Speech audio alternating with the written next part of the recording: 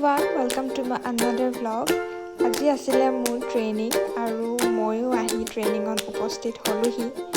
আৰু মোৰ লগৰ প্ৰায়খিনি ট্ৰেইনিঙৰ কাৰণে আহিছে এই সকলোবিলাক মোৰ লগৰ CHO হয় আৰু লাহেকৈ আমাৰ ট্ৰেইনিং ষ্টাৰ্ট হ'ল আজি বহুতো ইম্পৰ্টেন্ট টপিকৰ ওপৰত আলোচনা কৰা হৈছিল আৰু তাৰে মাজতে আমাক এয়া খাবলৈ দিলে লেকচাৰ শুনি অলপ বৰো লাগিছিল বাৰু কিন্তু পেট পূজাটো ভালদৰে কৰি ললো দেই আৰু লাহেকৈ আমাৰ ট্ৰেইনিং শেষ হ'ল তাৰ পাছত ঘৰলৈ বুলি অলপমান ফ্ৰুটছ কিনি ললো আৰু এয়া ঘৰৰ কাৰণে আহি আছো